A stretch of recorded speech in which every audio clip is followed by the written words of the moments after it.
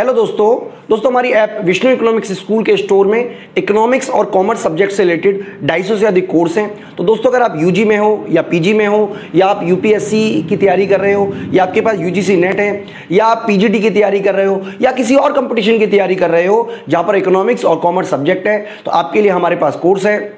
तो दोस्तों हमारी ऐप जरूर डाउनलोड कर लीजिएगा, Vishnu economics school.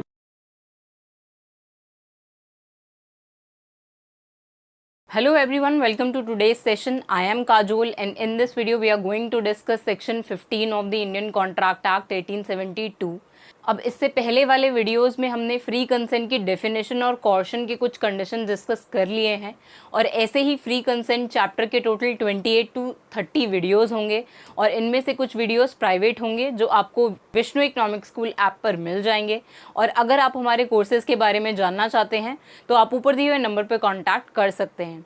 So let's get started. Coercion के अंदर हमें डिस्कस करना है ड्यूरेस और इफ़ेक्ट ऑफ कॉर्शन। सो हम ड्यूरेस से स्टार्ट करते हैं। अब इसका मतलब है कि psychological pressure to compel someone to act contrary to their interest. अब ये ड्यूरेस का डिक्शनरी मीनिंग है, एक नेगेटिव वर्ड है ड्यूरेस।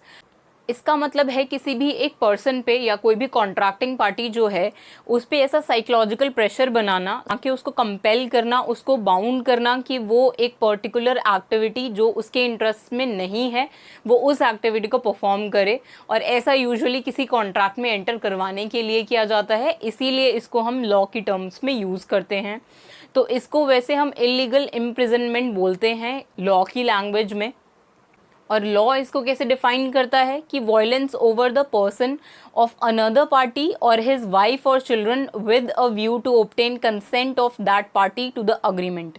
अब इसमें क्या है कि जो ड्यूरेस है वो सिर्फ फैमिली मेम्बर्स पे ही कर सकता है कोई पर्सन, वो कोई प्रॉपर्टी पे नहीं कर पाएगा, सिर्फ वाइफ और चिल्ड्रन पे कर सकता है या फिर उसी पर्सन पे कर सकता है जो कोई कॉन्ट्रैक्टिंग पार्टी है।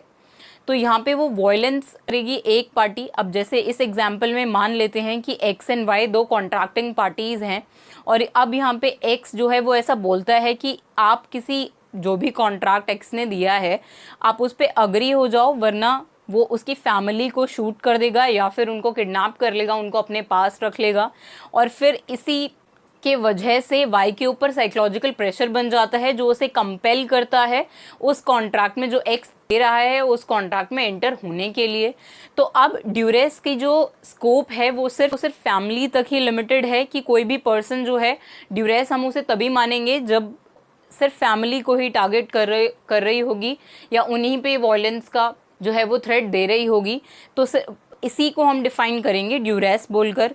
अ threat to destroy property will not amount to duress. मतलब अगर यहाँ पे एक्स ऐसा बोलता है कि वो वाई की प्रॉपर्टी को कोई नुकसान पहुँचाएगा तो उसको हम ड्यूरेस नहीं बोलेंगे।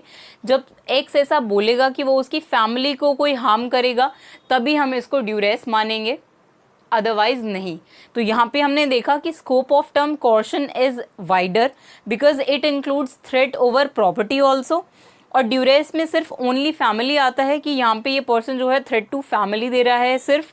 लेकिन कॉर्शन में हमने देखा था कि हम फैमिली भी यहाँ पे कंसिडर करते हैं और कोई प्रॉपर्टी जो वाई से रिलेटेड होगी उस पर भी एक्स जो है वो बोल सकता है कि वो उसको नुकसान पहुँचाएगा, तो उसे हम कॉर्शन बोलेंगे। दोनों है तो नेगेटिव वर्ड्स ही, लेकिन यहाँ पे कॉर्शन का स्कोप जो है वो वाइडर है ड्यूरेस से, क्योंकि कॉर्शन जो है वो इंक्लूड करता है ड्यूरेस को और ड्यूरेस जो है उसमें सिर्फ फैमिली को ही वॉयलेंस आता है कि अगर एक्स जो है वो वाई को सिर्फ उसकी फैमिली से रिलेटेड ही कोई थ्रेट दे रहा है तभी हम उसको ड्यूरेस बोलेंगे।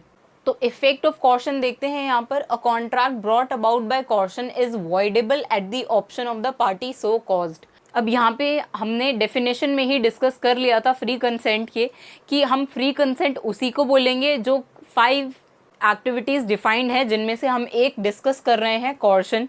तो अगर ऐसे कोई भी कॉन्ट्रैक्ट फॉर्म होता है जिसमें फ्री कंसेंट नहीं होती और वो कॉर्शन के थ्रू फॉर्म होते हैं तो उनको हम वॉइडेबल कॉन्ट्रैक्ट्स कहते हैं। मतलब वो वॉइडेबल होंगे किस पार्टी के पार्ट पर, जो एग्रीव्ड पार्टी है जिससे ज़बरदस्ती कोई अग्रीमेंट में एंटर करवाया जा रहा है या उससे अग्री करवाया जा रहा है। तो इसीलिए कॉर्शन जो है वो वॉइडेबल होगा eight the option of the party show cause. जिसको भी ऐसा लगता है कि उसके साथ गलत हुआ है या उसकी फ्री कंसेंट के बिना ही उससे किसी कॉन्ट्रैक्ट में एंटर करवाया जा रहा है, तो उसी को हम अवॉइडेबल कॉन्ट्रैक्ट्स बोलेंगे कि वो पार्टी चाहे तो वो उस कॉन्ट्रैक्ट को या तो परफॉर्म करे या तो ना परफॉर्म करे।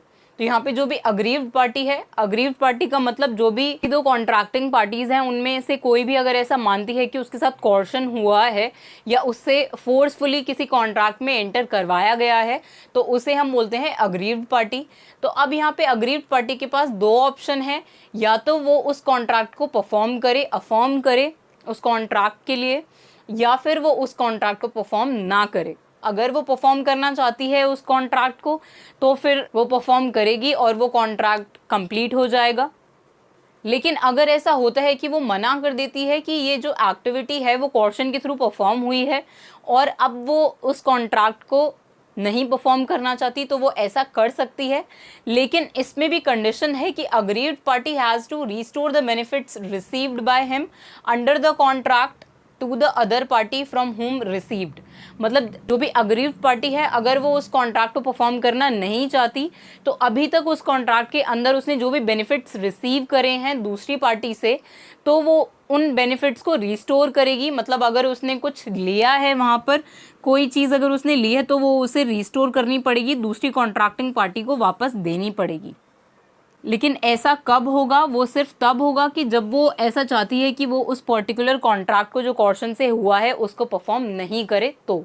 और यहाँ पर अग्रीव्ड पार्टी के ही पार्ट पर ऐसा है कि उसी को ऐसा प्रूव करना पड़ेगा कि जो अग्रीमेंट है वो कॉर्शन से फॉर्म हुआ है, has the burden to prove coercion. मतलब अग्रीव्ड पार्टी को ही वहाँ पे प्रूव करना पड़ेगा कि वो इस कॉन्ट्रैक्ट को परफॉर्म नहीं करना चाहती क्योंकि वो कॉर्शन से फॉर्म हुआ है। यहाँ पर जो दूसरी कॉन्ट्रैक्टिंग पार्टी है जो अग्रीव्ड पार्टी नहीं है, इसने एक्चुअली कॉर्शन से अग्रीव्ड पार्टी को एंटर करवाया है, वो पार्टी ऑब्वियसली वो उस कॉर्शन को प्रूव कभी नहीं करना चाहेगी। इसीलिए यहाँ पर अग्रीव्ड पार्टी पे ही ये बर्डन आता है उस कॉर्शन को प्रूव करने का और ये कहने का कि इसीलिए वो इस कॉन्ट्रैक्ट को परफॉर्म करना नहीं चाहती और उसे वो बेनिफिट्स जो उसने रिसीव करे हैं अब तक उस कॉन्ट्रैक्ट के अंदर वो उसे रिस्टोर कर देगी।